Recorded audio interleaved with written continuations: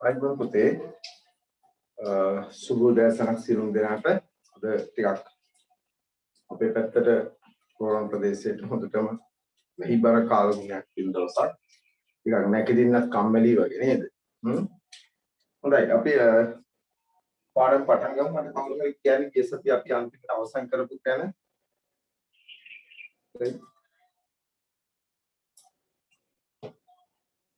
අයිතන ඉන්ජිමේ කොටස් ටික ඔක්කොම වගේ කතා කළා වගේ මට මතකය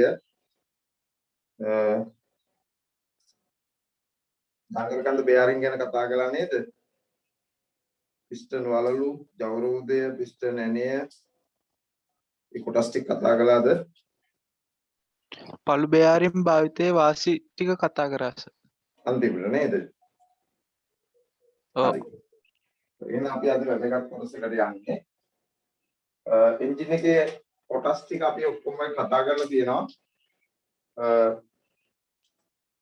ඉතින්සලා පණිවිඩයක් දෙන්න තියෙනවා හැමෝටම දැන් මේ දහස්වතින්දා උදේ 6ට දාලා තියෙන හින්දා ගොඩක් අය මේ පන්තියට දැන් සම්බන්ධ වෙලා ඉන්න ගොඩක් ප්‍රමාණයකින් සම්බන්ධ වෙන ප්‍රමාණය අඩුයි දෙයක්. සෙනසුරාදා නම් 7ටනේ තියෙන්නේ. හින්දා මේ උදේ සම්බන්ධ වෙන ප්‍රමාණය අඩු වෙන ගතියක් වගේ තියෙනවා. අපිට එහෙම වුණොත් මේ දිනේ ලබන මාසෙ ඉඳලා අපි වෙලාව පොඩ්ඩක් සංශෝධනය කරගන්න පුළුවන්. මොකද එකක් උදේ කාලේ තියෙන හින්දා එකක් රාත්‍රී කාලයකට දාගන්න පුළුවන් අපිට. අන්න එහෙම මොකක් හරි අපි ලබන කියන්නේ සැප්තැම්බර් මාසයේ ඉඳලා ඒ වගේ ක්‍රමයකට යමු. එතකොට බැලන්ස් නේ. උදේ වරුවේ මේකක් තියෙනවා, හවස් වරුවේ එක ට්‍රැක් වරුවේ එකක් තියෙනවා. ඒ ගොඩක් පන්ති එහෙම විදිහට යන්නේ. ඒක අපිට ඇඩ්ජස්ට් කරගන්න පුළුවන්. රාත්‍රී කාලේ දවසක් දාගමු අපි. විශේෂයෙන්ම මේ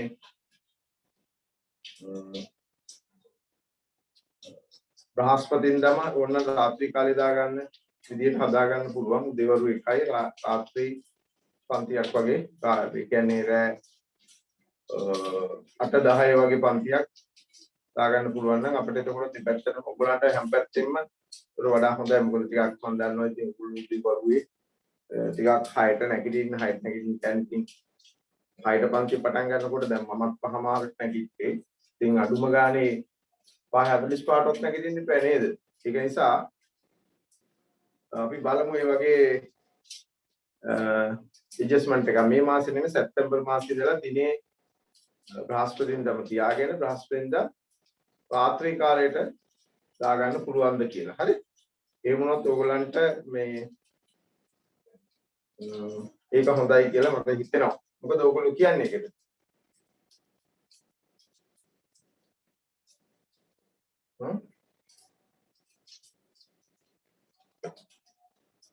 ඔයගොල්ලෝ මොකද හිතන්නේ කියන්නේ?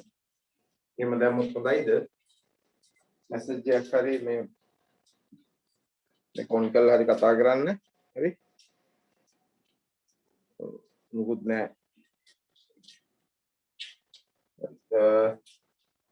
ඒ වුණත් අපි ඒක දිනේ සංශෝධනයක් කරනවා. ඉතින් සමහර අයට මේ දිනේ මතකත් නැහැ. ඊළඟ දෙවෙනි කාරණාව තමයි මේ අලුතෙන් සම්බන්ධ වෙච්ච අය හරි කවුරු හරි ඉන්නෝ නම් එයාට මතක් කිරීමක් කරනවා. වීඩියෝස් මේ මාසේ පරණ වීඩියෝස් ඔක්කොම ගන්න පුළුවන්.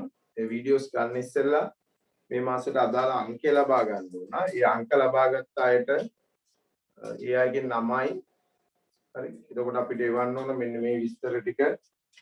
වාගේ නම හරි. දිනේ ඒ කියන්නේ නම කියන්නේ මෙහෙම සෝරි නම නෙමෙයි. නම්බර් එක හරි. මේ ඕගොස් නම්බර් එක ඕන. නම අවශ්‍ය නැහැ. නම්බර් එක ඕන. ඊට පස්සේ අගෝස්තු මාසෙට අදාළ අංකය. ඊට පස්සේ වීඩියෝ ඩේට් එක ඕන. වීඩියෝ ඩේට් එක ඕන. right ඔය ටික ඕන. ඊළඟට ඊමේල් ඇඩ්‍රස් එක. ඊමේල් ඇඩ්‍රස් එක ඕන. ඊමේල් ඇඩ්‍රස් එක ඕන.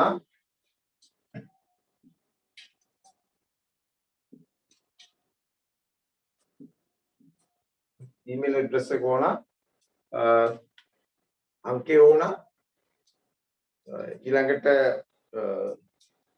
වීඩියෝ එක අවශ්‍ය කරන දිනය ඕන හරියටම දිනේ කියන්නේ 8 වෙනි මාසේ කවද්ද කියලා දිනේ ඕන හරි ඊළඟට ඊමේල් ඇඩ්‍රස් එක ඕන ඊමේල් ඇඩ්‍රස් එක කියන්නේ මොකක් හරි ඊමේල් ඇඩ්‍රස් එකක් නෙමෙයි ඔයා ක්ලාස් එකට සම්බන්ධ වෙන්න බලාපොරොත්තු වෙන නැත්නම් ඔයා වීඩියෝ එක බලන්න බලාපොරොත්තු වෙන ඩිවයිස් එක ලොග් වෙන ඊමේල් එක හරි එහෙනම් මොකක් හරි ඊමේල් එකක් එවන්න බෑ ඊට පස්සේ බලන්න බෑ කියයි හරි ඒක නිසා අපි මේ ඊමේල් එක එවුවාම අපි ඒකට ඇක්සස් දෙනවා ඔයාලට පුළුවන් මේ ඊමේල් එකෙන් ඔයාලට එනවා ඊමේල් එකක් එතනින්ම ලොග් වෙලා බලන්න පුළුවන් ඔයාලට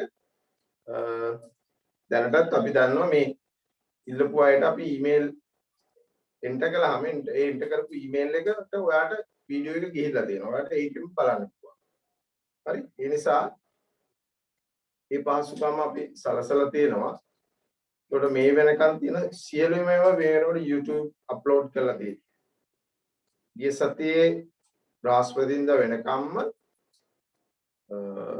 බ්‍රහස්පතින්දා ගිය සතියේ සෙනසුරාදා වෙනකම්ම සියලුම ඒවා අපි අප්ලෝඩ් කරලා තියෙනවා එතකොට අද දවසේ එකත් අපි අද හවසට අප්ලෝඩ් කරනවා ඊළඟට මේ නම්බර් එක අනිවාර්යයෙන්ම ඕන නම්බර් එක නැතුව කිසිම කෙනෙකුට අපි වීඩියෝස් දෙන්නේ නැහැ මොකද වීඩියෝස් දෙන්නේ නැති හේතු තියෙනවා ඉතින් ලබන මාසෙට ගිහිල්ලා මේ මාසෙත් කරනවා ඒක අගෝස්තු මාසේ නම්බර් එක ඕන අගෝස්තු මාසේ අදාළ මාසේ අංකය ඕන අදාළ මාසේ අංකේ ගන්න තමන් අදාළ මාසෙට ගෙවීම් කරලා තිබිය යුතුයි ඒක ගෙවීම් කරලා තිබුණොත් තමයි අදාළ මාසේ අංකය ලැබෙන්නේ එහෙම නැත්නම් අදාළ මාසෙට අංකයක් ලැබෙන්නේ නැහැ එහෙම වුණොත් අපිට වීඩියෝ බලන්න හම්බ වෙන්නේ නැහැ පරණ ඒවා ටික අලුතෙන් සම්බන්ධ වෙච්ච අයට 7 වෙනිදා ඉඳලා මෙතෙක් වෙනකන් සියලුම වීඩියෝ ඔයගලන්ට බලන්න පුළුවන් YouTube එකේ තියෙනවා YouTube channel එකේ නමුත් ඔයගලන්ට ගිහිල්ලා බලන්න බෑ ඊමේල් ඇක්සස් ඕන ඊමේල් එක අපි ඔයගලන්ට ඊමේල් එවුවාම ඊමේල් එකට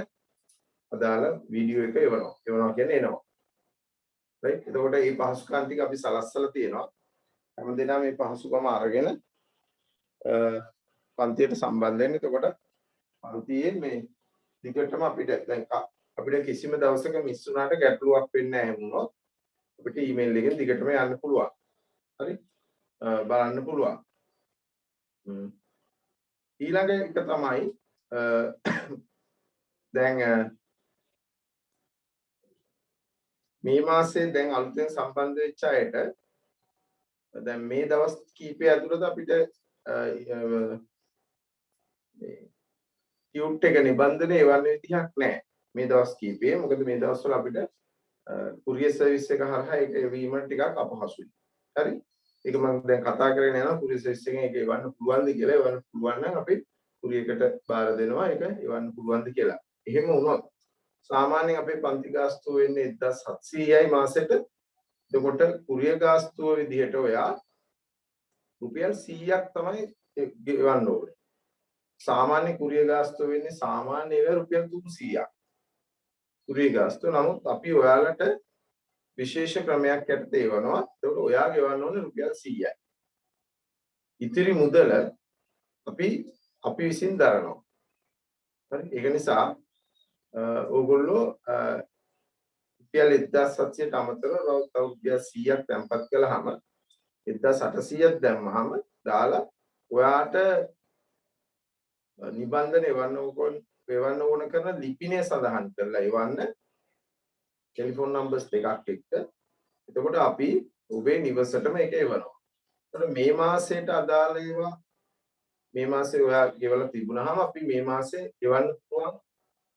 ලැබිච්ච මොහොතේම අපි ඔබට මේක එවනවා. හරි? ඒක නිසා ඒක ගැටලුවක් නැහැ. ඔබට නිබන්ධන එවන්න පුළුවන්. රයිට් අපි එමනම් අද පාඩමට යමු. අද පාඩමේ විශේෂත්වය වෙන්නේ අද අපි එන්ජින් වල ක්‍රියාකාරීත්වය සම්බන්ධයෙන් කතා කරන්න යනවා. ඒකෝඩේ කතා කරන්න යනකොට එන්ජින් එකක මේ නිබන්ධනය එන්ජින් එකේ දැන් අපි කොටස් ටික වෙනකන් සාකච්ඡා කළානේ. සාකච්ඡා කරලා අද අපි කතා කරන්න හදන්නේ මෝටර රථ පිටෝ යන්නේ පිටෝ 5. මෝටර රථ එන්ජින් වර්ගීකරණය වී ඇති ආකාරය. අන්න ඒ කොටසට අපි යන්න හදන්නේ. මෝටර රථ එන්ජින් වර්ගීකරණය වී ඇති ආකාරය. හොඳයි. මාතෘකාව පොතේ ලියා ගන්න. ලියා ගන්න මාතෘකාව මෝටර රථ engine වර්ගීකරණය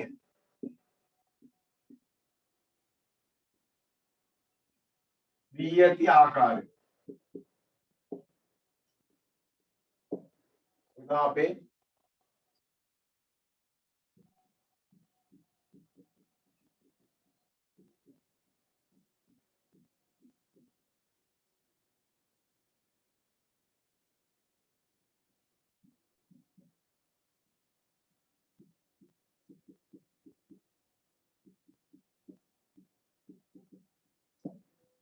classification of motor vehicle engine, right?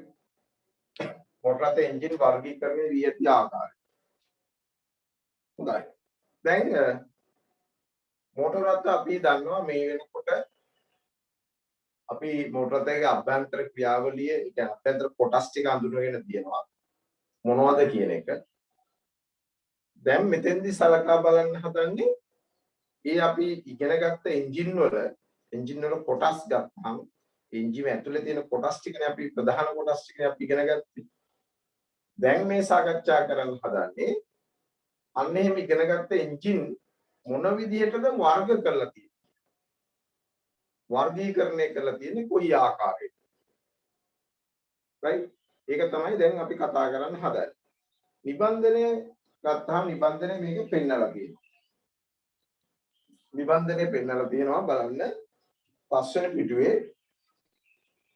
මෝටර රථ එන්ජින් වර්තමානයේ වන විට විවිධ නිර්මාණ හා ක්‍රියාකාරී වෙනස්කම් රාශියකට භාජනය වී ඇත. මෙවැනි නිර්මාණාත්මක ක්‍රියාකාරී වෙනස්කම් මෙන්ම මෝටර යාන්ත්‍රික විද්‍යාවේදී ඒවා හඳුනා ගන්නා ආකාරයද දැන සිටිය යුතුය. right? එන්ජින් වර්ගීකරණය සිදු වී ඇති ආකාරය. right? අපි බලමු මෙන්න එන්ජින් වර්ගීකරණය වෙලා තියෙන විදිය.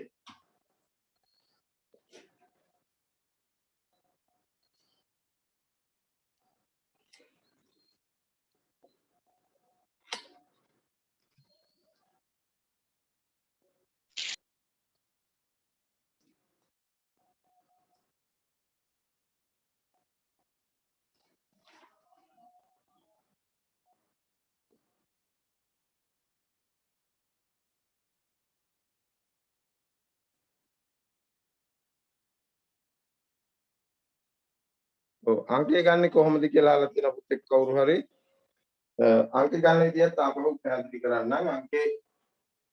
අංකය ගන්න ඔයා අපි තුමු ඔයා පැනෝල හරි සයන්ස් සෙන්ටර් හරි එහෙම නැත්නම් සියල් ඔපෙරා හරි ආයතනයේ ඔයා කාඩ් එක අරගෙන තියනවා කියලා හිතමු.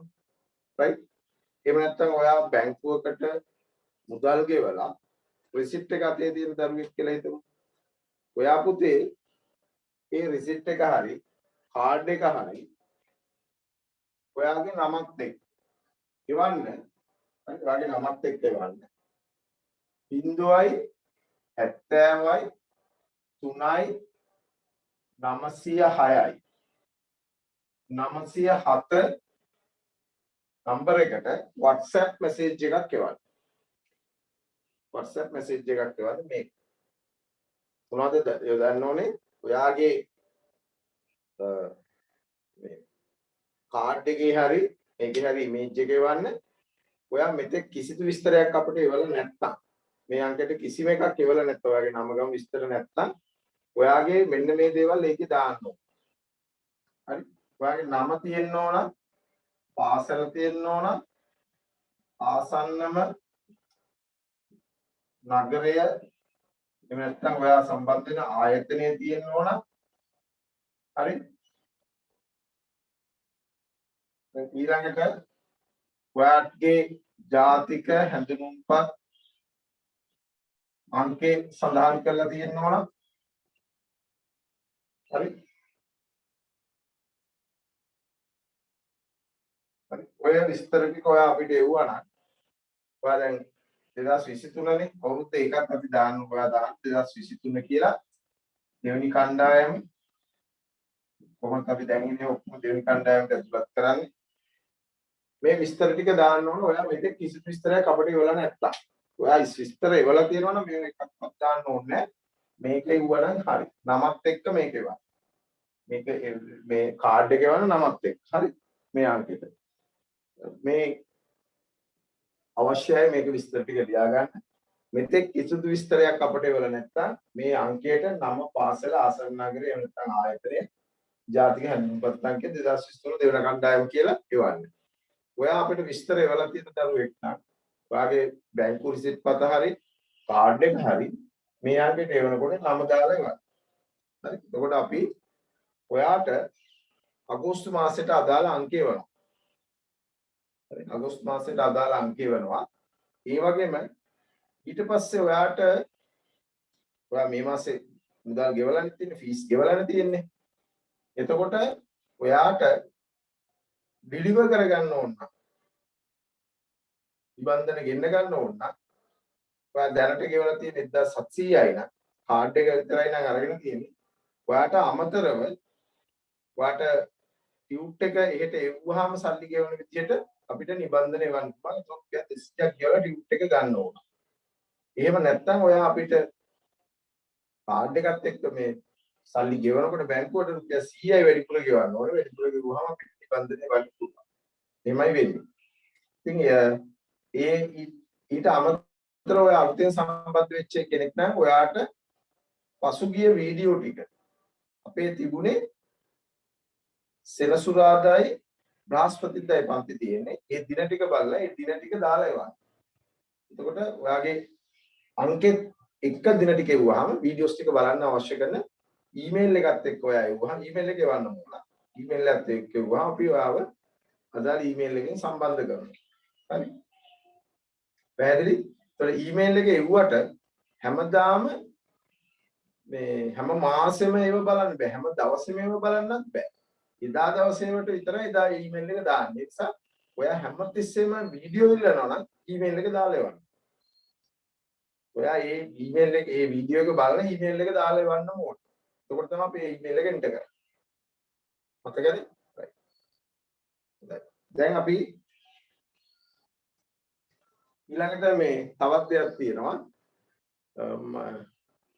මාව සම්බන්ධ කරගන්න අත්‍යවශ්‍යම දෙයක් තියෙනවා. එහෙම නැත්නම් මේ නම්බර එකෙන්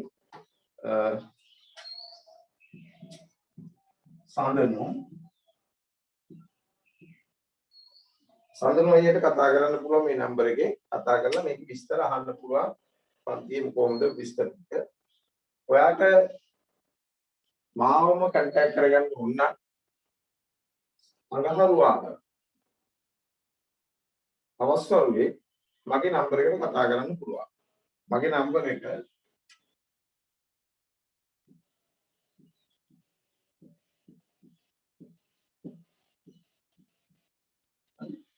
අඟහරුවාද අවස්වරුවේ මගේ නම්බර එකට කතා කරන්න පුළුවන්.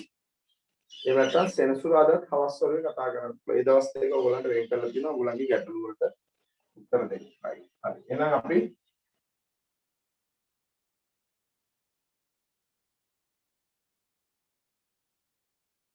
right වර්ගීකරණය වී ඇති ආකාරය බලන්න. මාතෘකාව මේ පොතේ ලියා ගන්න මාතෘකාව ලියාගෙන මෙන්න මේ වර්ගීකරණය අපි සඳහන් කරගමු.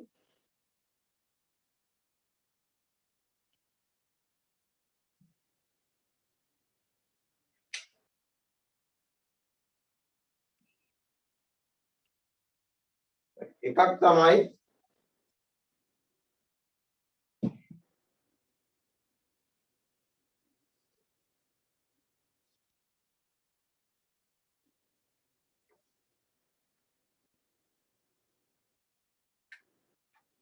දහනය වෙන ස්ථානය අනුව පළවෙනි එක දහනය වෙන ස්ථානය අනුව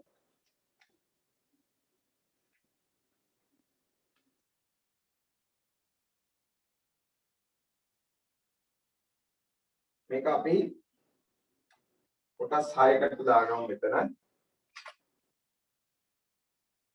2යි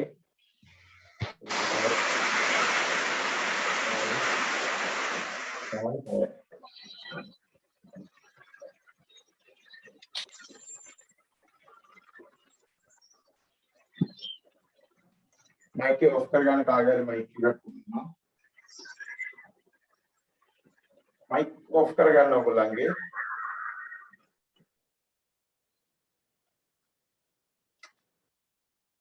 ඉන්ධන දහනය වන ස්ථානය අනුව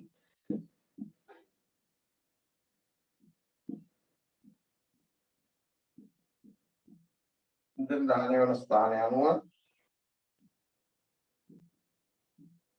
ක්‍රියාකාරී මූලධර්මය අනුව ඊළඟට දහන ක්‍රියාවලිය අනුව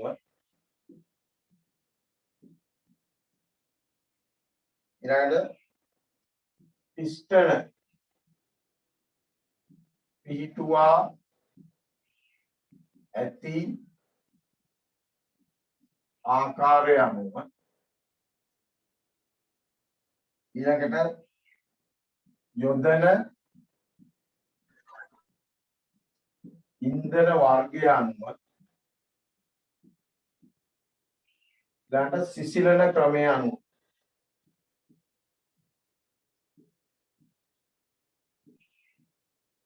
සිසිලන ක්‍රමය අනුව එතකොට මෙතන ක්‍රම 6ක් වෙන්නලා තියෙනවා.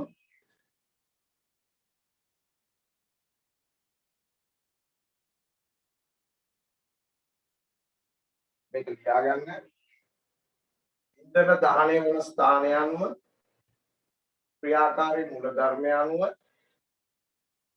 දහන ක්‍රියාවලිය අනුව පිස්ටන පිහිටුවා ඇති ආකාරය අනුව යොදන ඉන්ධන වර්ගය අනුව සිසිලන ක්‍රමය අනුව හරි. උඩ මොකක්ද එන්ජින් වර්ගීකරණය වී ඇති ආකාරය මේ. උඩ ඒක තවදුරටත් අපිට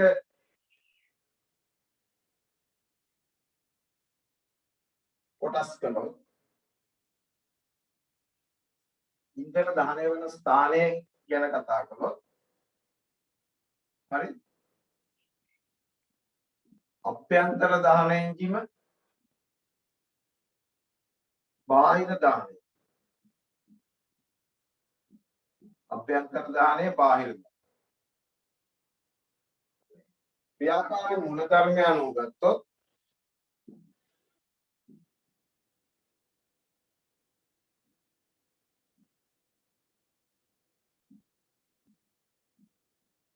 සිව්පහර දෙපහර සිව්පහර ක්‍රියාවලිය දෙපහර ක්‍රියාවලිය ඊළඟට මෙතන දහන ක්‍රියාවලිය ගත්තොත්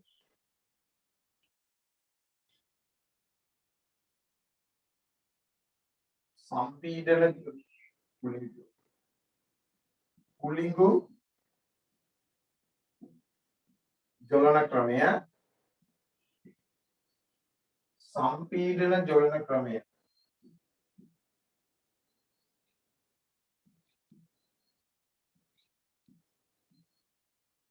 සම්පීඩන ජලන ක්‍රමය right.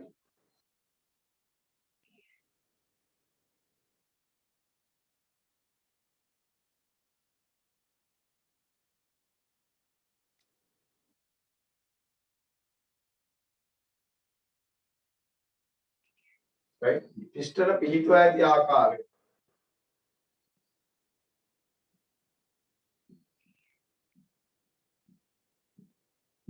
එකෙලි එන්ජිම එකෙලි ක්‍රමය ඊළඟට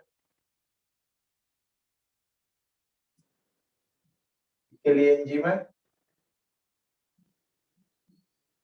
වී හැඩැති එන්ජිම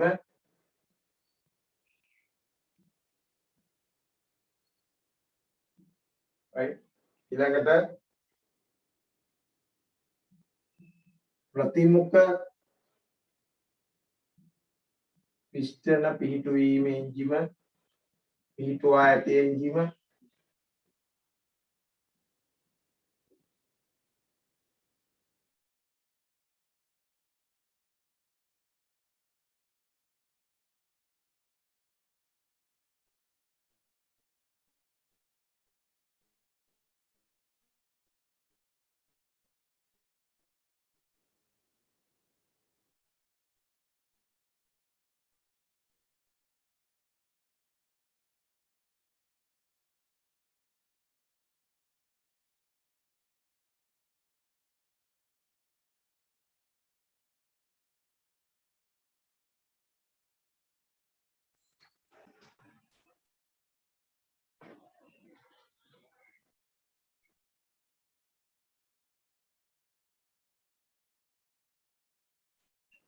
හරි එන්ජිම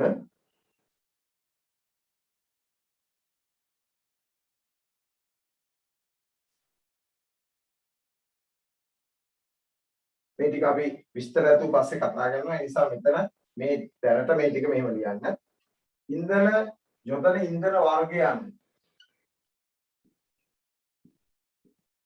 ඩීසල් එන්ජිම, පෙට්‍රල් එන්ජිම,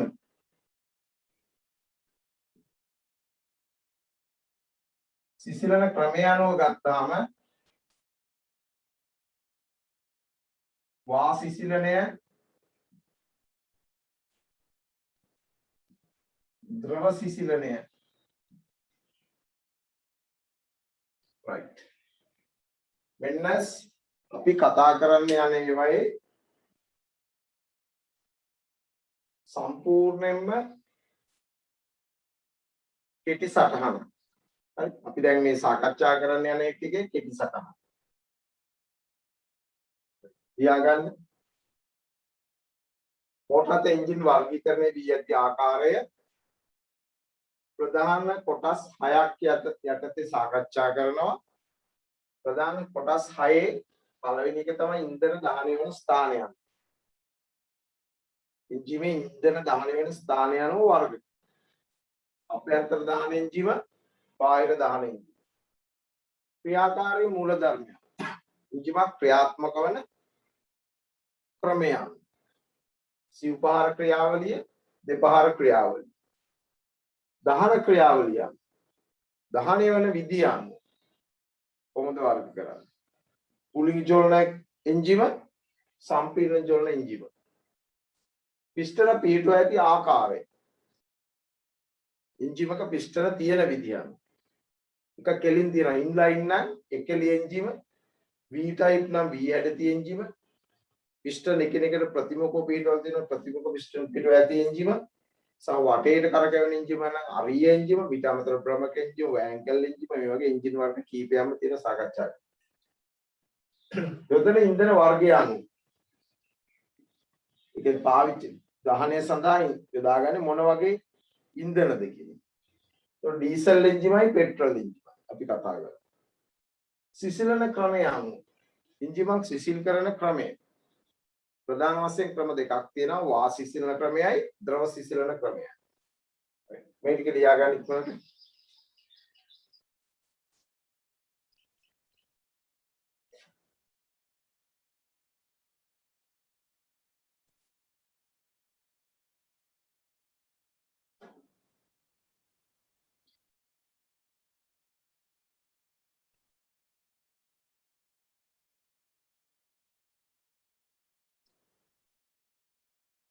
රාස්පදෙන්ද පන්තිය උදේ වරුවේ තිබ්බහම අපිට 7:00 පන්තිය අවසන් කරන්නත් වෙනවා. ඒ නිසා අපි සැප්තැම්බර් මාසයේ ඉඳලා රාත්‍රී කාලයට යොදාගන්න. හරි. ඒක දැනට මොකක් හරි කාට හරි අපහසුතාවයක් තියෙනවා නම් මට ඒ බව දැනුම් දෙන්න. ඒකට බ්‍රහස්පතින්ද හවස රැයට අපිට ක්ලාස් එක දාගත්තා නම් දේසි. බ්‍රහස්පතින්ද වෙලාව අපිට හිතනවා 8:10 වගේ වෙලාව හොඳයි. නැත්නම් 6:08 වගේ වෙලාව හොඳයි. අන්න ඒ වගේ වෙලාවක් අපි ලෑස්ති කරගමු. දැන් අගෝස්තු මාසය යනකම් මේ ටයිම් එකේ යමු. අපි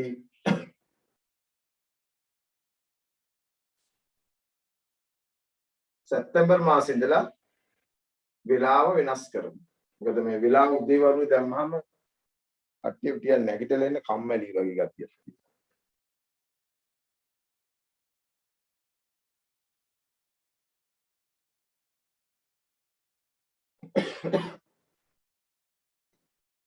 ඒකට සැප්තැම්බර් මාසෙට අදාළ තවත් දෙයක් තියෙනවා.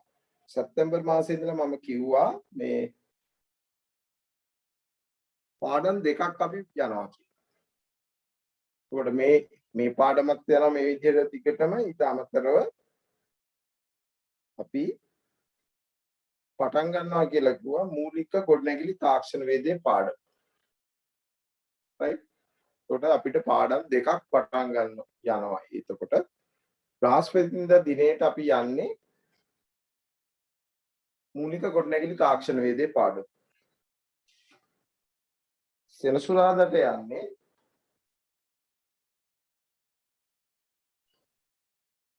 ස්වයංචලන තාක්ෂණ වේදය නැත්නම් ඔටෝමොබයිල් ටෙක්නොලොජි. මේ පාඩම් දෙක තමයි දවස් දෙකේ යන්නේ. ඒකට ඒකත් අපිට ඉක්මනින් පාඩම් ටික කරගෙන යන්න ඒක පහසුවක් වේවි.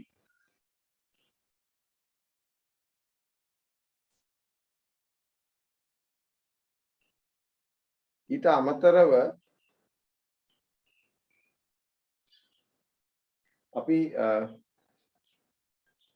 දැන් ඔයගොල්ලන්ගේ රිසර්ච් එන්න නම් කොයි කාලෙ වෙයිද කියලා තාම නිශ්චිතව නැහැ. නම් රිසර්ච් ආවට පස්සේ කණ්ඩායම් එතකොටත් අපි අලුතෙන් කණ්ඩායමක් පටන් ගන්න බලාපොරොත්තු වෙනවා. හැබැයි ඒ කණ්ඩායම ගොඩාක් පහු වෙලා යන්නේ. ඒකින්ද මේ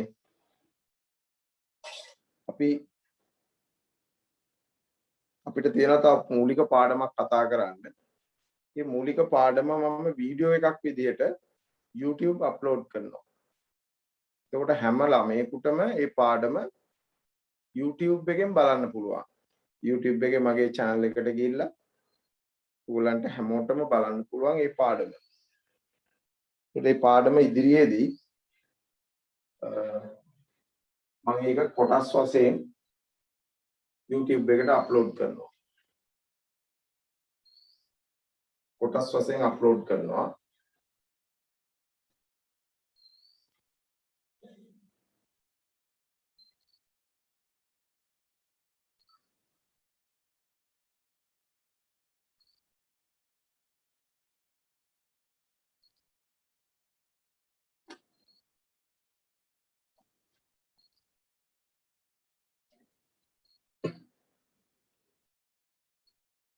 හරි ලියලා ඉවරද මේක? අත උස්සලා ලියලා ඉවරයි. රේස් හෑන්ඩ් කරන්න.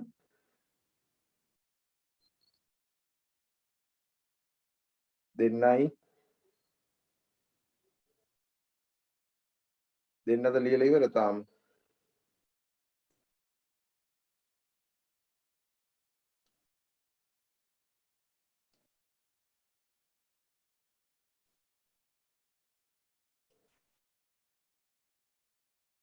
හරි 11 දෙනෙක් ඉවරයි. 12යි 13යි ඉක්මනට ලියන්න.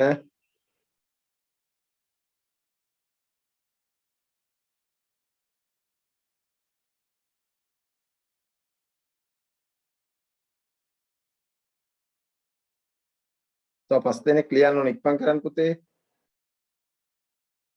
මොකද මේ බ්‍රහස්පතින්දට අපි 7:00 වෙනකොට පන්ති අවසන් 6:00 තියෙන්නේ. දැන් පන්තිය පටන් ගත්තත් 6:10ට විතර. ඒ හින්දා මම 7:40 වෙනකන් යනවා. මොකද මට ඊළඟට ආයි 8ට තියෙනවා. තව පන්තියක් 14ක් ඉවරයි. ලියපු ගමන් රේස් හෑන්ඩ් කරන්න.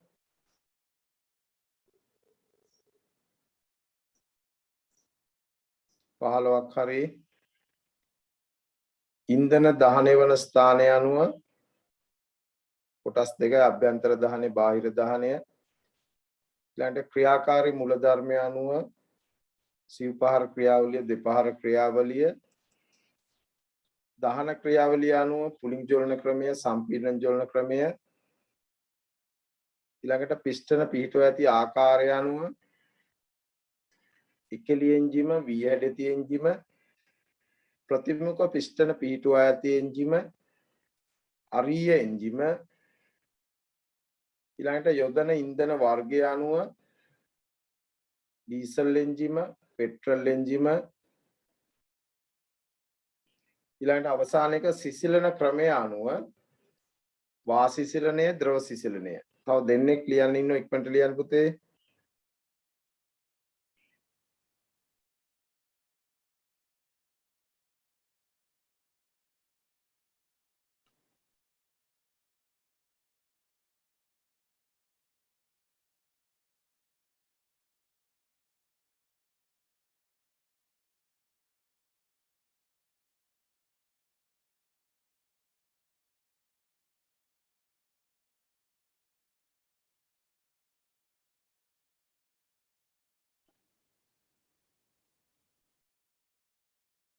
හරි 16 දෙනෙක් ලියලා තියෙනවා අනිත් දෙනෙක් ඉක්මනට ලියන්න. එතකොට පන්ති පටන් ගන්න වෙනවා.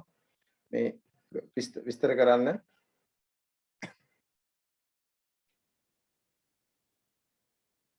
හරි ඒ දෙන්න ලියා ගන්න එතකන් මම විස්තර කරනවා. හරි දැන් අපි පළවෙනි එක බලමු. නිබන්ධනය ගන්න. විස්තර අපි මේවා ලියන්නේ නැහැ. නිබන්ධනේ තියෙනවා. නිසා විස්තර ලියන්න ඕනේ. පැහැදිලි කිරීම කරගෙන යන්න. පළවෙනි එක. වර්ගීකරණ ඉන්ධන දහනය වන ස්ථානය. පස්වෙනි පිටුවේ තියෙනවා ඉන්ධන දහනය වන ස්ථානය අනුව එන්ජින් වර්ගීකරණය. අභ්‍යන්තර දහන එන්ජින් වල ඉන්ධන දවනු ලබන්නේ එන්ජිම තුලම ඇති දහන කුටීරයක් තුලය. එම දහනයේදී ලැබෙන තාප ශක්තිය යාන්ත්‍රික ශක්තිය බවට පරිවර්තනය කරයි. වාෂ්ප එන්ජින් වල ජලය රත් කර වාෂ්ප ලබා ගැනීම සඳහා ඉන්ධන දවනු ලබන්නේ එන්ජිමෙන් බාහිරවය. එන්ජින් තුලට ලැබෙනුයේ වාෂ්ප පමණි. මෙවැනි එන්ජින් බාහිර දාන එන්ජින් ලෙස හඳුන්වයි. right. දැන් අපි කිව්වා මෝටර රථ ඉතිහාසය ගැන කතා කරන වෙලාවේ අපි කිව්වා මේ මෝටර රථ නිෂ්පාදනය කරනකොට මුල් වකවානුවේ මෝටර රථ නිෂ්පාදනය කරාම ඒවයේ එන්ජින් වල මේ ශක්තිය උත්පාදනය කළේ ඒ කියන්නේ එන්ජිම ක්‍රියාත්මක කරන ඕන කරන ශක්තිය ඒවා නිපදවේ හුමාලයමයි. ඒත් මේ හුමාලය නිෂ්පාදනය සිදුුනේ බාහිරව එන්ජිමෙන් බාහිරව. ඒක බාහිරව හුමාලය නිෂ්පාදනය කරලා ඒ හුමාලය තමයි එන්ජිමේ පිස්ටන ක්‍රියාකාරීත්වයට ලබා දෙන්නේ. එතකොට මෙන්න මේ දහන ක්‍රියාවලිය බාහිරව වෙන හින්දා අපි එන්ජින් හැඳින්වුවා බාහිර දහන එන්ජිමක් කියලා. නමුත් වර්තමානයේ වෙනකොට අද වෙනකොට අපි එහෙම එන්ජින් දකින්න ලැබෙන්නේ නැහැ. අද අපි දකින්න ලැබෙන හැම එන්ජිමකම අපිට දහනයක් පේන්නේ නැහැ. බෑ අපිට පේනවා දුමක් යනවා. පිටාර බටෙන් එහෙම නැත්නම් සයිලන්සරෙන් දුමක් යනවා අපිට දකින්න ලැබෙනවා. ඒක සිද්ධ වෙන්නේ මෙන්න මේ අභ්‍යන්තර කුටීරයක් තුල තමයි මේ දහනය සිද්ධ වෙන්නේ. ඒ නිසා අපි අද දකින්න එන්ජින් තියෙන්නේ අභ්‍යන්තර දහන එන්ජින් විදියට. එතකොට වර්ගීකරණයන් දෙකක් එනවා ඒකේ ඉන්ධන දහනය වෙන ස්ථානය වෙන්නේ කොහෙද? මුල්ම කාලේ බාහිර දහන එන්ජින් දැක්කා. වර්තමාන වෙනකොට අපි දකින්න ලැබෙනවා අභ්‍යන්තර දහනය. හරි. right. ඊළඟට එහෙනම් දැන් ඒක පැහැදිලි මොකද්ද දහනය වෙන ස්ථානය කියන එක. හරි. ප්‍රශ්න අහන්න ඕනයි ප්‍රශ්න අහන්න පුළුවන්. හරි. අනිත් අය අහගෙන ඉන්න. තමන්ට ගැටලුවක් තියෙනවා නම් මයික් එක ඔන් කරලා කතා කරන්න කියන්න පුතේ. හරි එහෙම නැති අය මැසේජ් එකක් දාන්න මැසේජ් එක ටිකක් ලයිව් බලනකොට නම් උත්තර දෙනවා හරි දෙවෙනි ක්‍රමේ ක්‍රියාකාරී මූලධර්ම මෙන්න මේක අපි දිගට සාකච්ඡා කරගෙන යන්න හදයි ඒ නිසා මම මේක පොඩ්ඩක් තියලා මේ ටික කියලා ඉන්න ඊට පස්සේ අපි මේකට එනවා මේක අපි දිගට කතා කරමු අපේ එන්ජිමේ ක්‍රියාකාරීත්වය ඉතාම වැදගත් එකක් නිසා අපි මේක දිගට කතා කරන්න යනවා හරි ක්‍රියාකාරී මූලධර්මය අනුව ක්‍රියාකාරී මූලධර්මය අනුව කියලා කියන්නේ එන්ජිම ක්‍රියාත්මක වන ආකාරය අනුව මේවා චක්‍රීය ක්‍රියාකාරීත්වයක් තියෙනවා හරි මේවා චක්‍රීය ක්‍රියාකාරීත්වයක් තියෙන්නේ මේ චක්‍රය අනුව එකක් තමයි සිව්පහර චක්‍රය ඒ චක්‍රයේ පහරවල් හතරක් තියෙනවා පහරවල් හතරක් තියෙනවා පහරවල් හතරක් පහරක් කියන්නේ මොකක්ද චක්‍රයක් කියන්නේ මොකක්ද හරි අනිත් එන්ජිමේ ගත්තොත් දෙපහර පහරවල් දෙකයි ඒතකොට ඇත්තටම ගත්තොත් එක චක්‍රයකදී එක වටයක් කරකැවෙනකොට එන්ජිම ඒකේ පහරවල් දෙකක් අන්තර්ගත වෙනවා දංගර කන්ද එක වටයක් කරකැවෙනකොට පහරවල් දෙකක් තියෙනවා එතකොට සිව්පහර ක්‍රියාවලියේදී පහරවල් හතරක්නේ සිව්පහරනේ එහෙනම් චක්‍ර දෙකක් කරකැවෙන්න ඕන එන්ජිම වට දෙකක් කරකැවෙනකොට පහරවල් හතරක් ක්‍රියාත්මකයි එන්ජිම එක වටයක් කරකැවෙන විට පහරවල් දෙකක් ක්‍රියාත්මකයි මෙන්න මේ ගැන අපි දීර්ඝ වශයෙන් ඉස්සරහට කතා කරගෙන යනවා නිසා මෙහෙමත් එන්ජින් වර්ගීකරණය කරනවා ඩීසල් වෙන්න පුළුවන් පෙට්‍රල් වෙන්න පුළුවන් අභ්‍යන්තර දහන වෙන්න පුළුවන් බාහිර දහන වෙන්න පුළුවන් මොන දහන ක්‍රම වුණත් මේකෙදී වර්ග කරන්නේ සිව්පහර සහ දෙපහර විදියට එන්ජිම ශක්තිය උත්පාදනය කරන්න පහරවල් කීයක් පාවිච්චි කරනවද ඒ අනුව වර්ග කරලා තියෙනවා එතකොට එක ක්‍රමයක් පහරවල් 4යි අනිත් එකේ පහරවල් 2යි විස්තර ලියන්න එපා අපි සම්පූර්ණ විස්තරාත්මකව පහරක් කියන්නේ මොකද්ද චක්‍රීය ක්‍රියාවලිය මේ ඔක්කොම අපි කතා කරනවා මේ කියන්නේ ඊළඟට දහන ක්‍රියාවලිය අනුව දැන් මේකේ තියෙනවා දහන ක්‍රියාවලිය අනුව මෙතන ක්‍රියාකාරී මූලධර්ම වල එන්ජින් වර්ගීකරණය කියලා තියෙනවා ඒක දැන් කියවන්න යන්න එපා ඒක අපි වෙනම කියවමු right මේක යන්නේ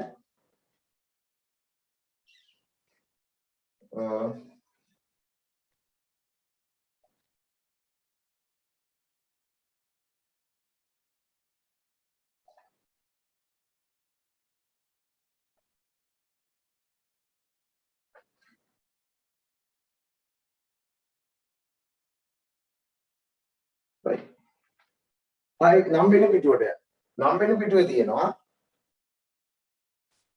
දහන ක්‍රියාවන එන්ජින් වර්ගීකරණය ජොලන ක්‍රියාව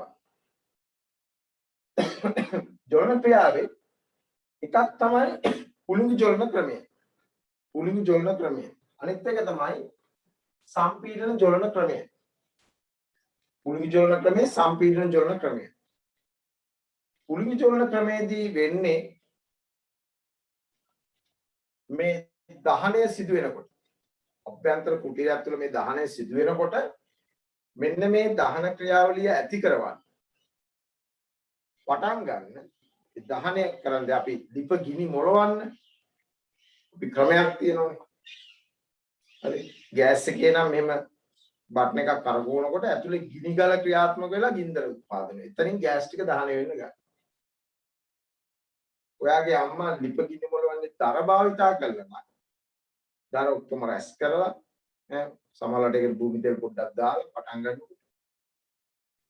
මොකද කරන්නේ? ගිනි පෙට්ටියකින් ගිනි කූරක් ගහලා තමයි ඒකට දාන්නේ. එතකොට පත් වෙන්නේ. අන්න ඒ වගේ. කොහොමද දහනේ ආරම්භ වෙන්නේ? ආරම්භ වෙන්නේ පුළිඟුවක් ඇති කරලා. පුළිඟුවක් කියන්නේ ප්ලග්ස්. පුළිඟු පේනුවකින් ස්පාර්ක් ප්ලග් එකකින් ගින්දර ටිකක් නිපදවනවා. ඒ ගින්දර වලින් තමයි පටන්. ඒක ක්‍රමය. මේවා පෙට්‍රල් එන්ජින්. දහන ක්‍රියාවලියේ දෙවෙනි එක තමයි සම්පීඩන චලන. සම්පීඩන චලන ක්‍රමය කියන්නේ අපි මේකට කියනවා මෙතන ලියන්න වරහන් ඇතුලේ ස්වයං ජවනය. ස්වයං ජවනය. සම්පීඩන ජවනය කියන්නේ ස්වයං ජවනය. ස්වයං ජවනය කියන්නේ ඉබේ ගිනි ගන්න. සම්පීඩන ජවනය කියන්නේ සම්පීඩනය කරලා තමයි මේ ජවනය සිද්ධ වෙන්නේ. ඒ කියන්නේ අභ්‍යන්තර දහන කුටීරයක් තුල වාතය සම්පීඩනය කරලා ඒ මතට සම්පීඩනය කළා ඒක ජවන උෂ්ණත්වයට ගෙනලා ඒ මතට ඉන්ධන විදිනවා. විද්දාම ඉබේපත් වෙනවා. ඒ ක්‍රමය තමයි සම්පීඩන ජවන කියලා කියන්නේ. බලන්න. නිබන්ධනයක දීලා තියෙනවා කම්පිටි පිටුවේ දහන ක්‍රියාවණු එන්ජින් වර්ගීකරණ ජවනය. ජවන ක්‍රියාවණු වර්ග දෙකක්. cooling zone engine, spark engine, ignition engine. Sampin zone, swan zone, compression, ignition engine. Petrol, bhumitel, LP gas, indhana bhavita engine wala indhana dahanayata pulinguwa. ලබා දීම සඳහා ජොලන පද්ධතියක් අවශ්‍ය වේ. මෙම ක්‍රියාවලිය පවතින එන්ජින් පුලින් ජොලන නම් වේ. එමෙන්ම ඩීසල් ඉන්ධන භාවිත එන්ජිමක ඉන්ධන දහනය වීම වායු සම්පීඩනය හා ඩීසල් විදීම මගින් සිදු කරයි. මෙම එන්ජින් සම්පීඩන ජොලන එන්ජින් නම් වේ. එක සිව්පහර පුලින් ජොලන එන්ජිම සිව්පහර සම්පීඩන ජොලන එන්ජිම. හරි. ඒ වගේම බලන්න සිව්පහර පුලින් ජොලන එන්ජිම කියන එක ක්‍රියාකාරී මූලධර්මය අනුව සිව්පහර ජොලනය සඳහා පුලිඟු ජොලනය සිදුවේ. උදාහරණ පෙට්‍රල් සිව්පහර එන්ජිම. සිව්පහර සම්පීඩන ජොලන එන්ජිම.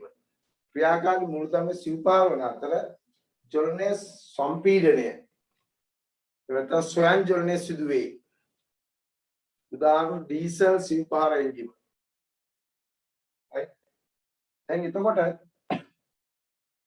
දහන ක්‍රියාවිදියට අපි ඔය කතා කරමු. ඊළඟට අපි බලමු මේකේ නම් වෙන පිටුවේ තියෙන භාවිත වන ඉන්ධන අණුව එන්ජින් වර්ගීකරණය. මේකත් අපි ඊළඟට කතා කරනවා. ඉතින් මේක කතා කරමු. යොදන ඉන්ධන වර්ගය අණුව ඩීසල් එන්ජිම පෙට්‍රල් එන්ජිම. right. බලන්න. භාවිත වන ඉන්ධන වර්ගය අණුව ඉන්ධන අණුව එන්ජින් වර්ගීකරණය. එතකොට යොදන ඉන්ධන වර්ග දෙකක් අපි සාමාන්‍ය ඉන්ධන භාවිතා කරනවා පෙට්‍රල් සහ ඩීසල් කියන. දහනය කරන විට තාප ශක්තිය පිට කිරීම ඉන්ධනයක් මගින් සිදු කරයි. මෝටර රථ භාවිතය සඳහා ඉන්ධන වර්ග කීපයක් අත්හදා බැලීම පර්යේෂණ සිදු කරයි. දැනට භාවිත ඉන්ධන වර්ග ලෙස ඩීසල්, පෙට්‍රල්, LP ගෑස් යන ඉන්ධන සලකා බැලිය හැකියි. ලෝකේ මෝටර රථ භාවිතා කරන ප්‍රධාන ක්‍රම තුනක් ඔය තියෙනවා. එකක් ඩීසල්, දෙවෙනි එක පෙට්‍රල්, ඊට අමතරව LP ගෑස් භාවිතා කරනවා. ලංකාවේ පහුගිය 1999 විතර කාලේ ලංකාවේ ඉතා ජනප්‍රිය වුණා මේ ගෑස් දුර වාහන. පෙට්‍රල් වාහන තමයි ගෑස් කරන්න පුළුවන්.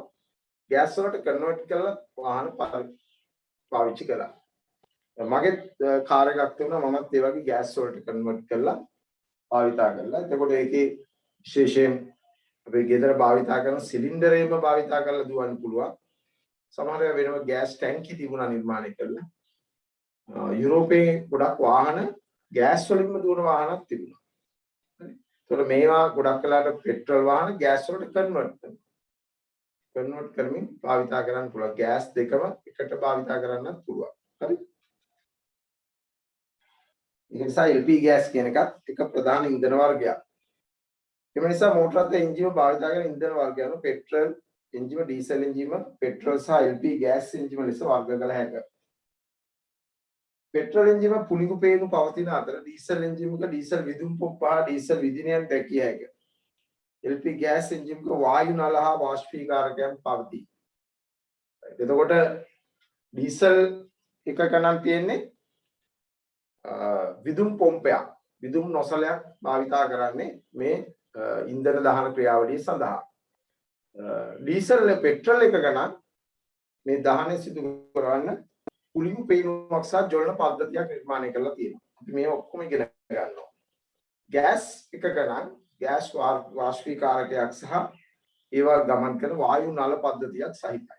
අපි ගෑස් වාහන ගැන කතා කරන්නේ නැහැ. එතකොට දැන් ඔයාලට පැහැදිලි ඇති ඉන්ධන වර්ගය අනුව කොහොමද එන්ජින් වර්ගීකරණය කරලා තියෙන්නේ.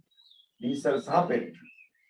ඊළඟට අපි බලමු නිබන්ධනයේ 10 වෙනි පිටුවට යන නිබන්ධනයේ 10 වෙනි පිටුවේ තියෙනවා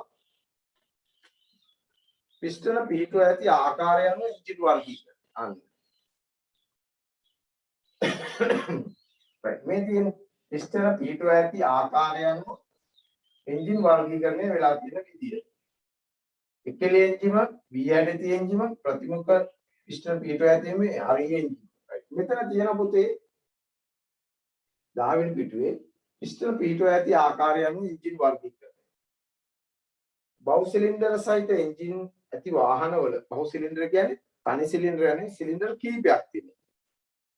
එක සිලින්ඩරයකට අමතරව තව සිලින්ඩර එකතු වෙලා තියෙනවා නම් ඒකට අපි ඒවට කියන බහු සිලින්ඩර. එකකට වඩා වැඩියෙන් තියෙනවා නම් ඒවට අපි කියන බහු සිලින්ඩර. ඒතකොට බහු සිලින්ඩර වල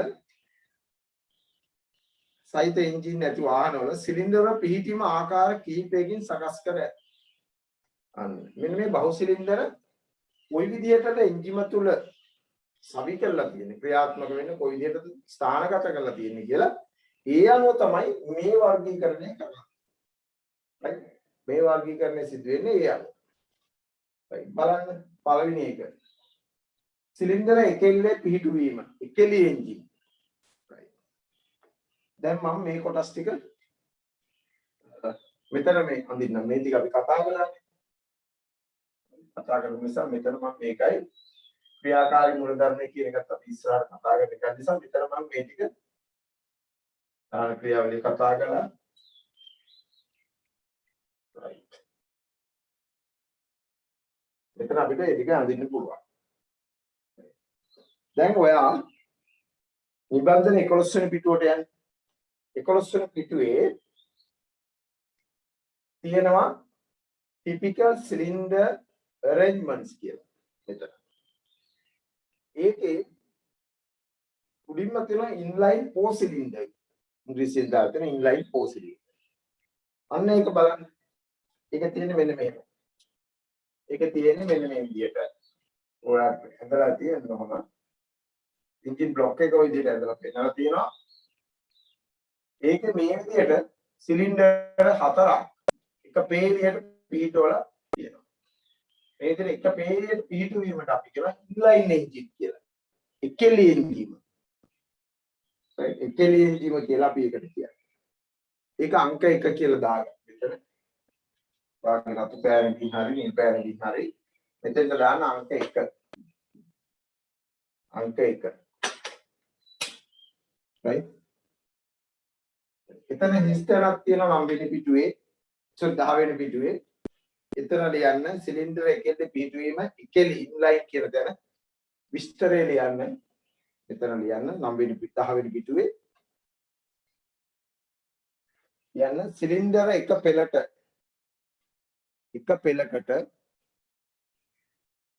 සිලින්ඩර එක පෙළකට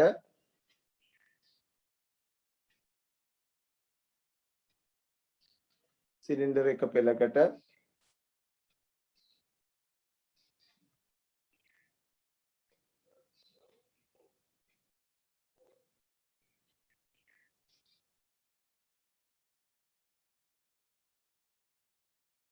සිලින්ඩර එක පෙළකට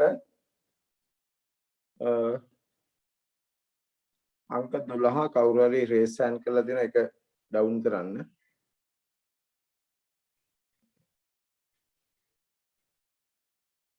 සිලින්ඩර එක පෙළකට සරල රේඛාවක් දිගේ පිහිටුවයි. සරල රේඛාවක් දිගේ පිහිටුවයි.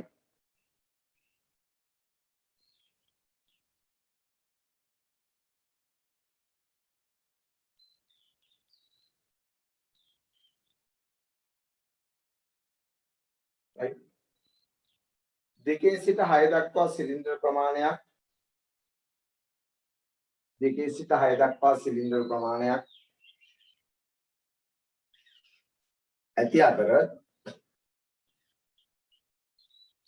2 සිට 6 දක්වා සිලින්ඩර් ප්‍රමාණයක් ඇති අතර පිස්ටන වැඩි වන විට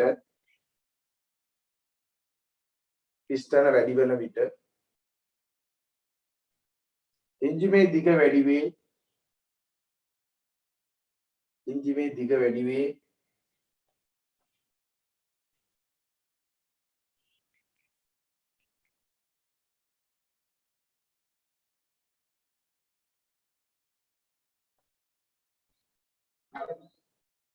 දැන් සාමාන්‍යයෙන් මෙහෙම පිටවන්නේ උපරිම තියෙන පිස්ටන 6යි. පිස්ටන 8 10 වගේ ප්‍රමාණයේ එන්ජින් ඉස්සර ලොකු එන්ජින් තියෙනවනේ. ඒව මෙහෙම දාන්නේ නැහැ. මොකද මේ සිලින්ඩර් ප්‍රමාණය වැඩි වෙන්න එන්ජින් එකේ දිග වැඩි වෙනවා. එතකොට එන්ජිනේ ඉස්සරහා එන්ජින් කුටිය විශාල කරනවා. එතකොට ඒක ප්‍රශ්නයක් වෙන්න පුළුවන්. ඒ නිසා සාමාන්‍ය උපරිම එන්ජිනේ ඉන්ලයින් ක්‍රමයට තියෙන පිස්ටන 6ක්. හරි. ඊළඟට දෙවෙනි ක්‍රමය.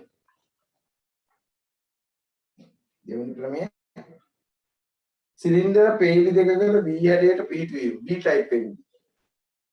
right. V හැඩයට පිහිටුවන්නේ. V හැඩයට පිහිටවන්නේ මේ ආකාරයට. V type engine.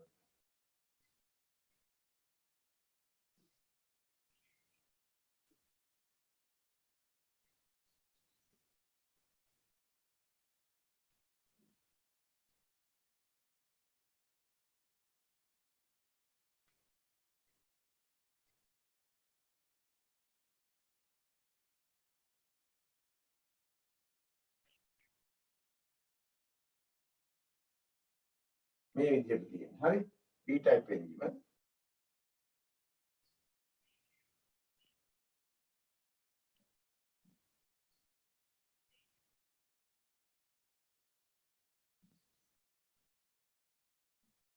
මෙතන V type එන්ජින්.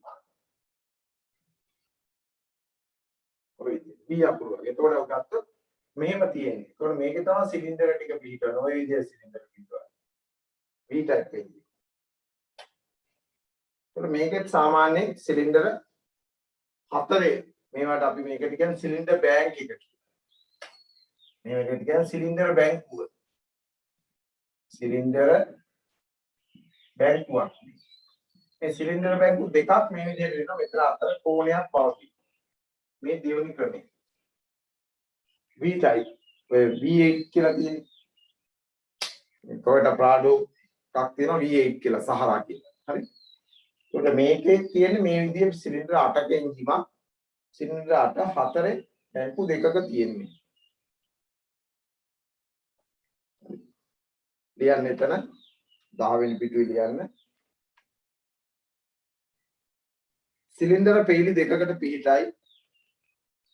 සිලින්ඩර පෙළි දෙකකට පිහිටයි.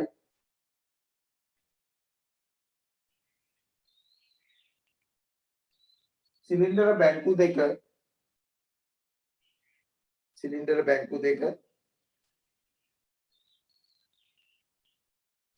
බැංකු දෙක V අකුරේ හැඩයට පිහිටුවා ඇත. සිලින්ඩර බැංකු දෙක V අකුරේ හැඩයට පිහිටුවා ඇත.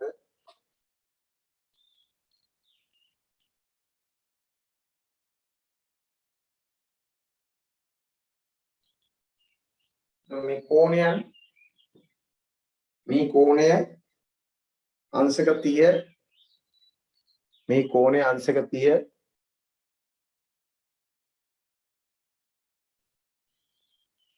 මේ කෝණය අංශක 30 අංශක 45 අංශක 60 වැනි අගයන් ගනී.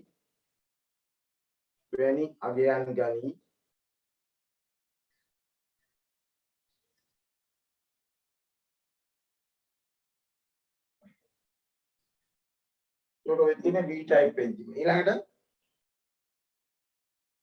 අර මේ කියපු ප්‍රතිමුඛ පිස්ටන පිටුව ඇති එන්ජින්. තුන්වෙනි එක. මෙතන පෙන්නලා තියෙන තුන්වෙනි එක මෙන්න මේ ආකාරයට ප්‍රතිමුඛ කියන්නේ එකිනෙකට මුහුණලා. ඒකට ෆ්ලැට් එන්ජින් එක කියලා කියනවා. ෆ්ලැට් එන්ජින් එක. එතන මේව සිලින්ඩර ඔය විදිහට එකයි අපිට හතරක් කියලා ඔය විදිහට පෙන්නලා තියෙනවා මේක. එතන මේ පැත්තෙත් මේ වගේ හතරක් පෙන්නලා තියෙනවා. ඔය විදිහට පිස්ටන හතර නැත්නම් 3 3 6ක් හෝ විදිහට මේකට මේ ඉන්ජිමට කියලා එකිනෙකට මුහුණලා අපිට. මේක තුන්වෙනි ක්‍රමය. මේක ෆ්ලැට් එන්ජින් කියලා කියනවා. පැතලි එන්ජින් කියලා.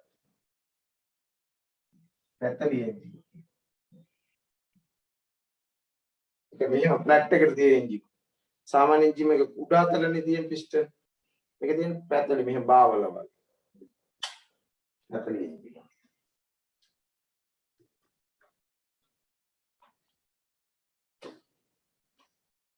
හරි ලියන්න එතන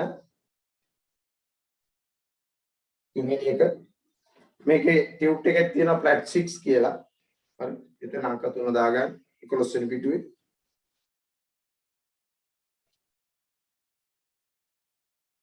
right තුන්වෙනි එක එක් දඟර කඳකට මේක එක දඟර කඳයි තියෙන්නේ මැද තියෙන දඟර කඳ දෙපැත්තට පිස්ටන් දෙක ක්‍රියාත්මක වෙනවා ඒතකොට ඒකේ හරස්කර රූප සටහනකුත් තියෙනවා මෙතන බලන්න පුළුවන් ඔයගලන්ට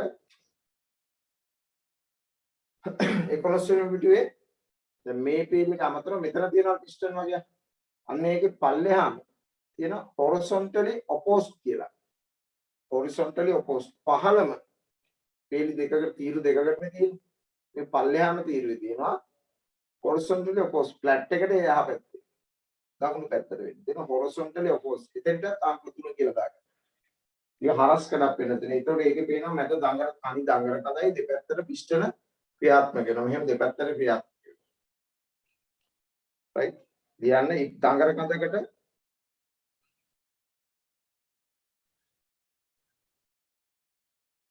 එක් දඟර කඳකට පිස්ටන් පේලි දෙකේම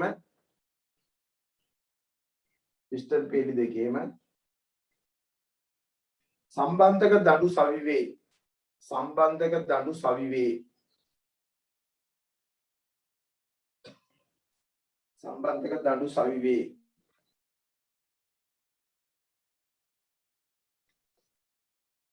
එක් දඟර කඳකට පිස්ටන් පේලි දෙකේම සම්බන්ධක දඩු සවිවේ හරි ඊළඟ හතරවෙනි එක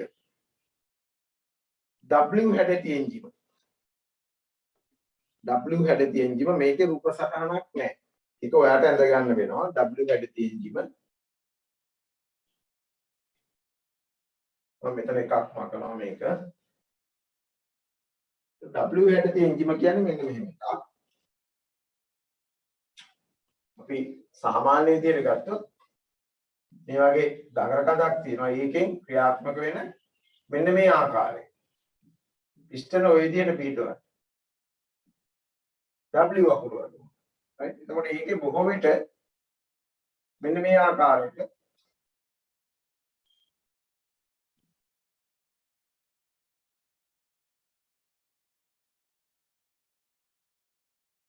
මොන විදිහේ සිලින්ඩර බැංකුව ඔය විදිහට පිටයි. මොනවද තියෙන එක. ඕකේ එතකොට පිස්ටන 3 ගානේ වගේ 6 4 ගානේ කොහොම හරි පිස්ටන් ටික කොහොමද තියෙන්නේ. එතකොට මේවෙන් එක දඟර කඳකින් ක්‍රියාත්මක වෙනවා. මේවා අතර කෝණය ගත්තොත් මේ අතර කෝණයන් අංශක 30 15 වගේ අගයන් තියෙනවා. හරි. මේක හතරවෙනි එක. හතර නේද ඒක? ඔව් W හැඩ තියෙන්නේ. හතර.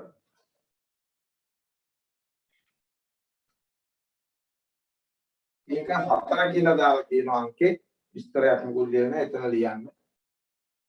මෙතෙන් W හැඩ තියෙන්නේ. එතන ලියන්න W හැඩ තියෙන්ජිම කෙටි කැලලක් කියලා ඉස්සරහින් ලියන්න. සිලින්ඩර පේලි 3කට එකම දඟර කඳකට එකම දඟර කඳකට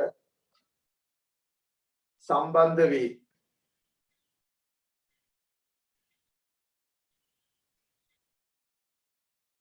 අංශක 30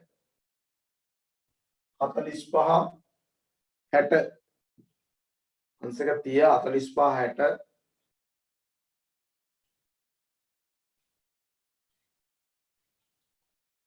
කෝණයන් එකිනෙක අතර වේ. කෝණයන් එකිනෙක අතර වේ. කෝණයන් එකිනෙක අතර වේ.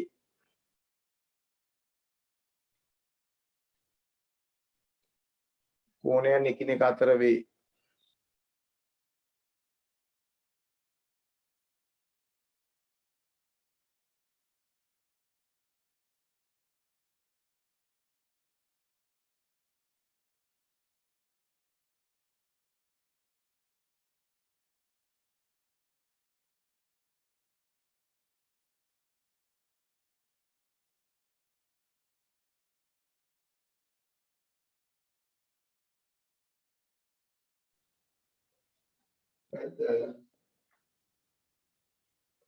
ඊළඟට අපි බලමු පස්වෙනි එක විරුද්ධව පිස්ටන් පිහිටීම. විරුද්ධව පිස්ටන් පිහිටීම. පස්වෙනි එක. දැන් අර W එකට නම් අපිට කියන්න එකක් නැහැ. ඒක පොඩ්ඩක් මම අදගන්නේ කොහොමද?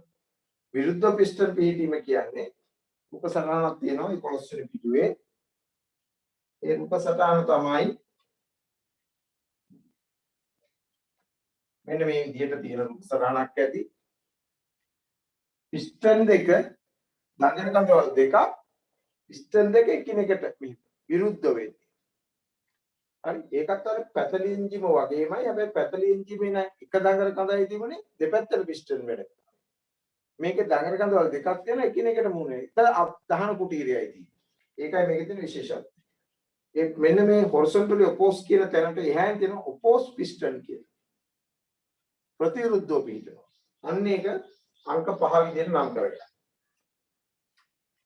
මේ 11 වෙනි පිටුවේ මේ තියෙන රූපසරණ වල පල්ලෙහාම තීරුවේ පේළියේ කෙළවරේ දකුණු පැත්තට වෙන්න තියෙනවා ඔපෝස් පිස්ටන්. අන්න ඒක තමයි 5 වෙනි රූපසරණ. මෙන්න මෙහෙම රූපසරණක් ඇති.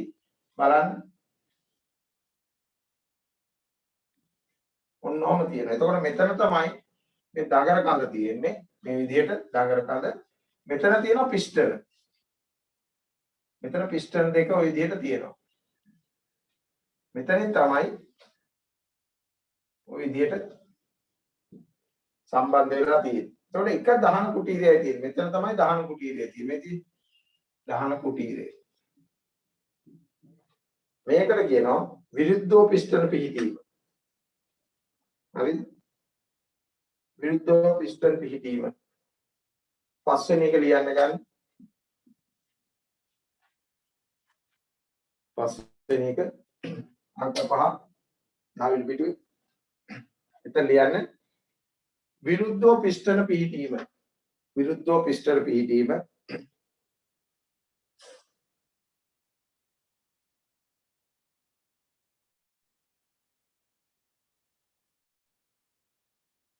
යන දඟර කඳවල දෙකක් සහිත දඟර කඳවල දෙකක් සහිත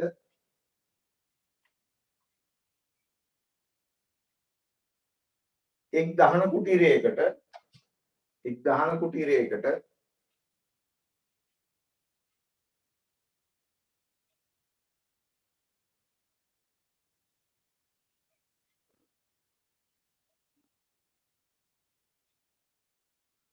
පිස්ටන් පේලි දෙකකට එකිනෙකට විරුද්ධව පිහිටයි.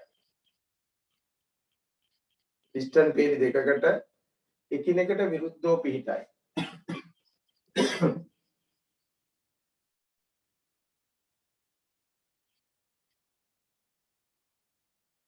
ඊළඟ 6 වෙනි එක.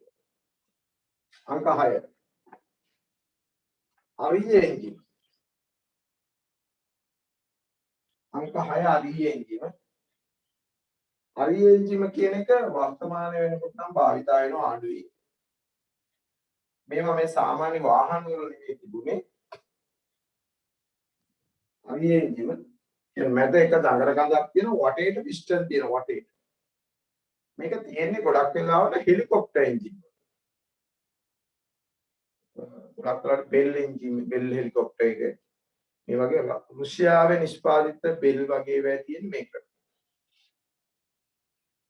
නමුත් වර්තමානයේ භාවිතා කරන හෙලිකොප්ටර් එන්ජින් වල මේ ක්‍රමේ නැහැ. හරි. මේකට කියනවා අරී එන්ජින් කියලා. කියන්නේ වටේම මලක් වගේ කරකැවෙන. බොහෝ වෙලාවට පිස්ටන් 5ක් 6ක් 7ක් 8ක් තියෙන්න පුළුවන්. මේ තියෙන්නේ ඔයගලන්ගේ මේ රූප සටහනේ ටියුබ් නිබන්ධන 11 වෙනි පිටුවේ දෙවෙනි පේළියේ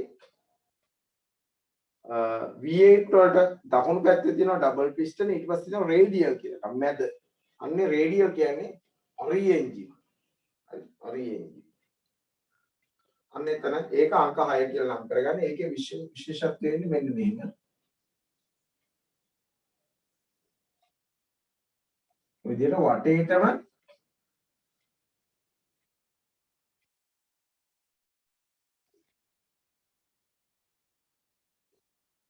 විදියට තියෙනවා. එතකොට මේකේ හැම එකෙම පිස්ටන් එක ගන්න තියෙනවා. ඔය විදියට.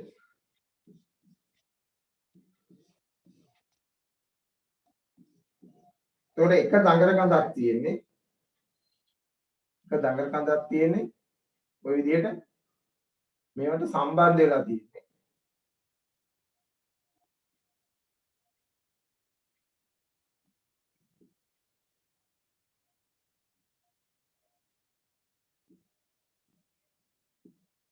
ඔය විදියට. ඔකට තමයි අපි කියන්නේ අරී එන්ජින්.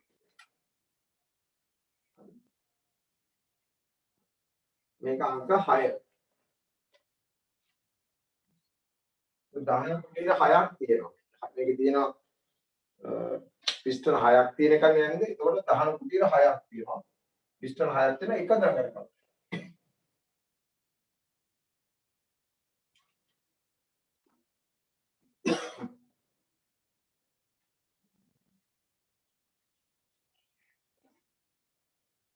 ඒ කියන්නේ එතන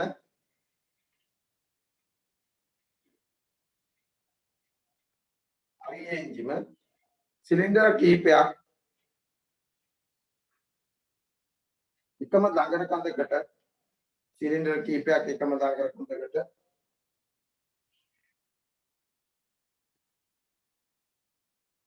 සිලින්ඩර් කීපයක් එකම දඟර කඳකට අරය සම්බන්ධ වේ.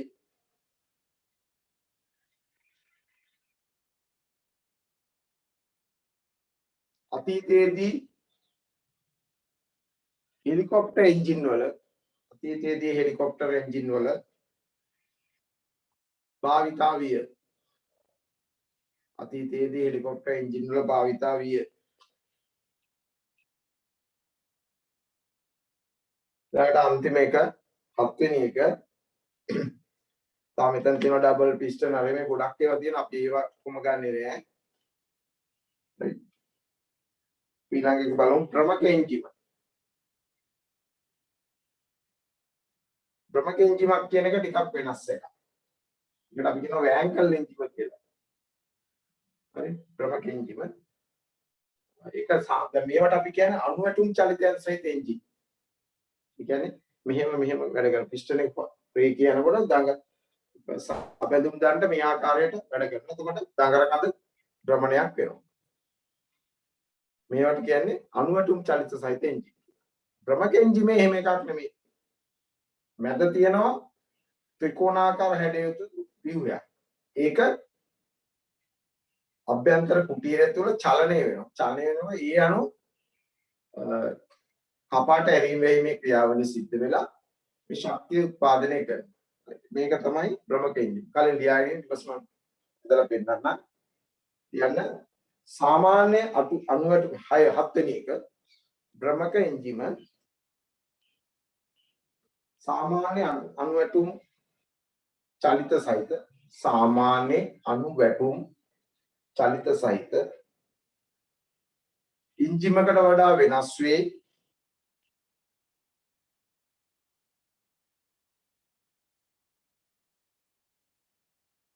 सामान्य पिस्टन हो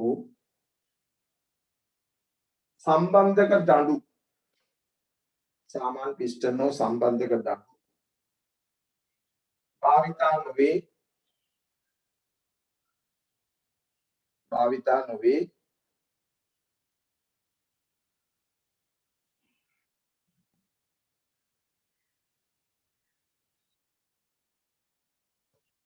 විශේෂිත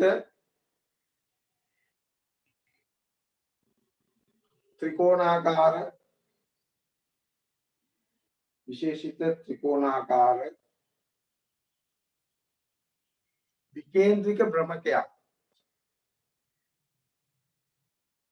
විකේන්ද්‍රික භ්‍රමකයක්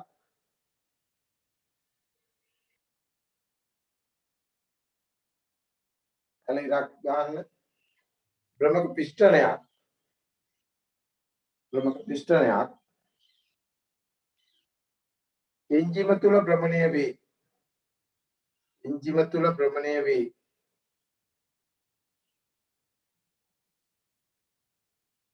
එන්ජිම තුල භ්‍රමණය වේ right. ඒක ස්වභාවය මෙන්න මේ වගේ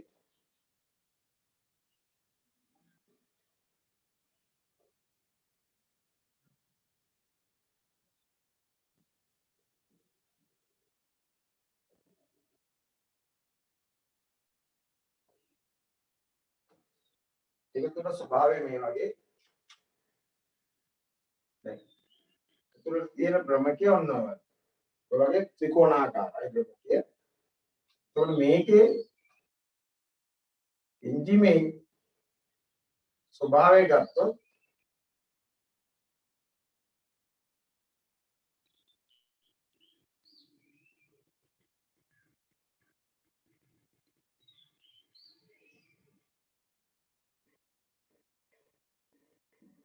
ඔන්න ඔය ආකාරයි.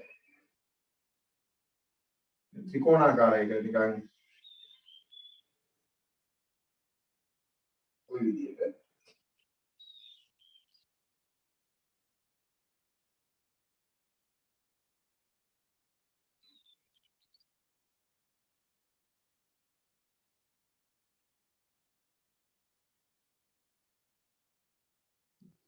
ඔන්න ඔය ආකාරයට තියෙන. එතකොට මේකේ ඇතුලේ මේක චලනය වෙනවා. ඒක තමයි විකේන්ද්‍රික භ්‍රමකය.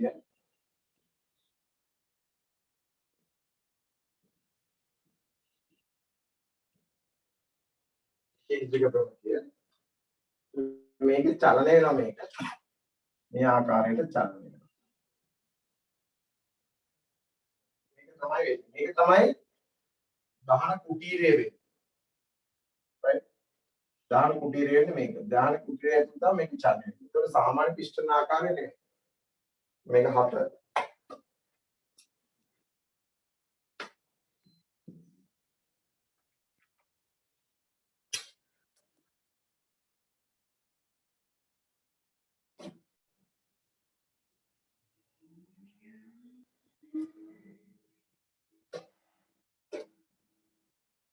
එතකොට අපි එන්ජිමේ පිස්ටන පිටුව ඇති ආකාර අනුව වර්ග 7ක් ඉගෙන ගන්නවා. අපි ඊළඟට බලමු සිසිලන ක්‍රමය අනුව එන්ජින් වර්ගීකරණය වෙලා තියෙන විදිහ. සිසිලන ක්‍රමය. මොකද සිසිලන ක්‍රමය ගත්තොත් මේකේ තියෙනවා 11 වෙනි පිටුවේ සිසිලන ක්‍රම අනුව එන්ජින් වර්ගීකරණය. සිසිලන ක්‍රමය අනුව අපි කතා කරනවා මේක.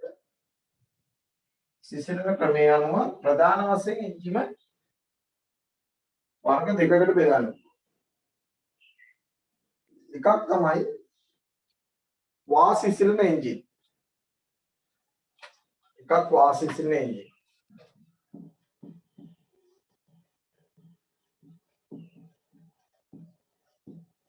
වාසිසිලන එන්ජින්.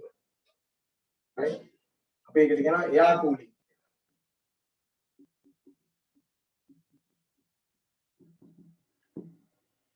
දෙවෙනි එක තමයි ද්‍රව සිසිලන. එහෙම නැත්නම් ජල සිසිලන කියලා කියනවා.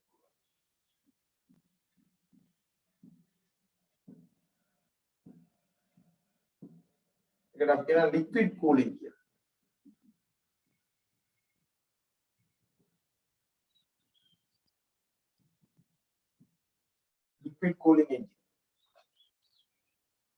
ජල සිසිල් එන්ජින්.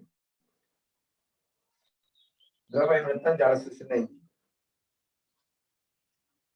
දැන් මේ එන්ජින් වල විශේෂත්වය තමයි අපි සිසිල් පද්ධති කතා කරනකොට කියලා දෙනවා. වාසිසිල් එන්ජින් වල සම්පූර්ණයෙන්ම මොකක්ද ඒක එන්ජිමේදී දහනය සිදුවීමේදී ඇති වෙන තාපය පිටත පරිසරයට මුදා හැරීම සඳහා යොදාලා තියෙන වාසිසිල් ක්‍රමය.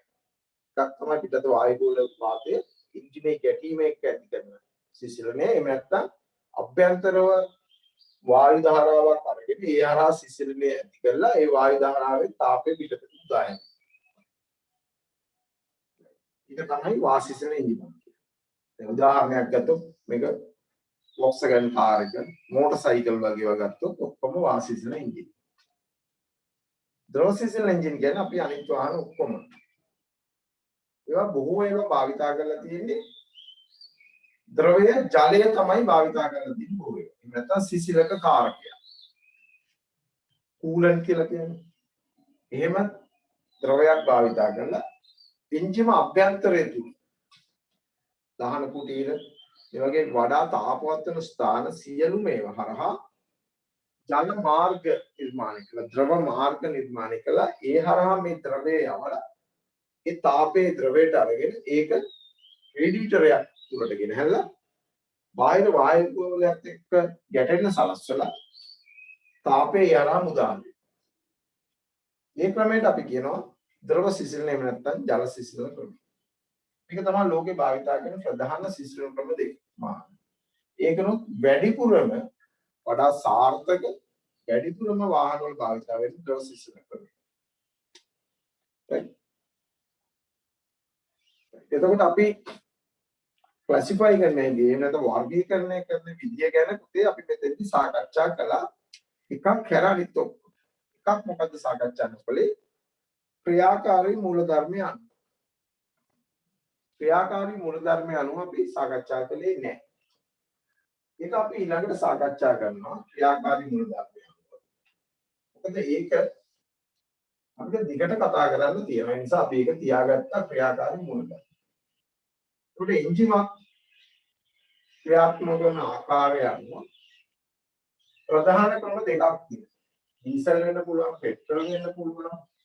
මේ ඉන්ධන වර්ගයේ කොයි විදිය වෙන්නත් පුළුවන්. සිසිලන ක්‍රමයේ කොයි විදියට වෙන්නත් පුළුවන්. හරි? හරි. ඊට දහන ක්‍රම කොයි විදියට වෙන්නත් පුළුවන්. සපෙන් ජෝන වෙන්න පුළුවන්, මුල් ජෝන වෙන්න පුළුවන්. මේ කොයි ක්‍රම තිබුණත් එන්ජිම ක්‍රියාත්මක වන ආකාරය ප්‍රධාන විදියට දෙකක්. එකක් තමයි සිව්පහර චක්‍රය. ඉතින් සිව්පහර කියන්නේ පහරවල් හතරක් තියෙනවා එන්ජිමේ ක්‍රියාකාරීත්වයට දායක. ඊළඟට අනිත් ක්‍රමයේ දෙපහරයි. දෙපහර එන්ජින් කියන්නේ පහරවල් දෙකක් ක්‍රියාත්මකයි ඒ. එතකොට මේක අපිට දීර්ඝ වශයෙන් කතා කරන්න තියෙනවා. ඩීසල් වල කොහොමද, පෙට්‍රල් වල කොහොමද? පහරක් කියන්නේ මොකද්ද? ඒකෙදි මේ පහරවල ඇති කරන අවස්ථා ටිකේ නම් මොනවද? චූෂණ සම්පීඩන බල පිටාර කියන අවස්ථා ගත්තොත් ඒවයි මොනවද වෙන්නේ? දීර්ඝ වශයෙන් අපිට කතා කරන්න තියෙනවා. නිසා අපි ඒ කොටස ලබන සතියේ මේ සතියේ සෙනසුරාදා උදේ 7ට ඊට නෙමෙයි අනිද්දා. සිකුරාදානේ. අනිද්දා උදේ 7ට අපි මේ ටික සාකච්ඡා කරමු. හරි? අපි එදාට සූදානම් වෙමු, ලෑස්ති වෙමු. මෙන්න මේ චක්‍රීය ක්‍රියාවලිය පැහැදිලිව ඉගෙන ගන්න. හරි? එහෙනම් අපි අදට නවත්තනවා.